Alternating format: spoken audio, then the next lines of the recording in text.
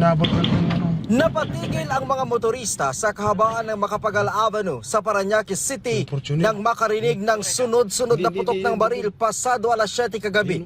Sa video ito, nakuha ng isang motorista, makikita ang ilang lalaking tumatakbo pasakay sa isang silver na van na tila may hinahabol.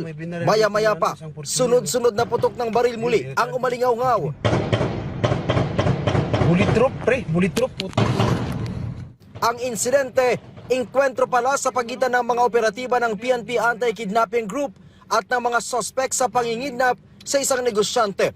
Ayon kay PNP Public Information Office Chief Police Brigadier General Randolph Tuanyo, Abril 14 ng umaga nang harangin at kunin ng mga sospek ang negosyante habang pauwi ng bahay galing Makati. Kinagabihan, tumawag na ang mga sospek sa pamilya nito upang humingi ng ransom sa halagang 50 milyong piso.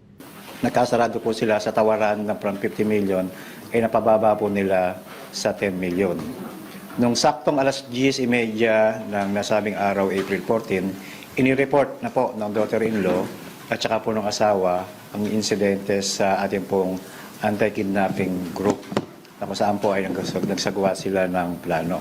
Kinabukasan nakipagkita ang mga sospek sa pamilya ng biktima para sa napagkasunduang ransom. Ang di alam ng mga sospek, nakamasid na rin sa kanila ang mga pulis at nang matiyak na ligtas na ang biktima, agad kinorner ng mga pulis ang kidnappers.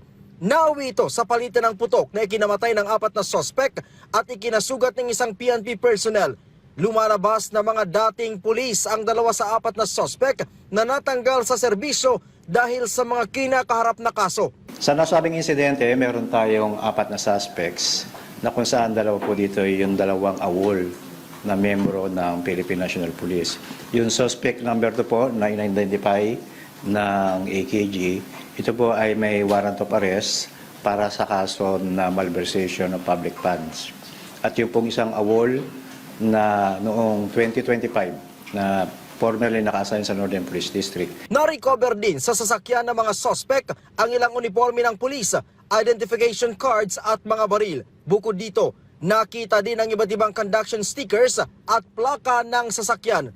Nais po natin banggitin na tanging sa Philippine National Police lang po ang makakita ng mismong kabaro, maging ito man ay aktibo, awol o dismiss, na sila po tutugis, huhuli at magpapakulong kung kailangan sa mga nasabing suspect kapag sila po ay nagkamali o lumabag po sa batas.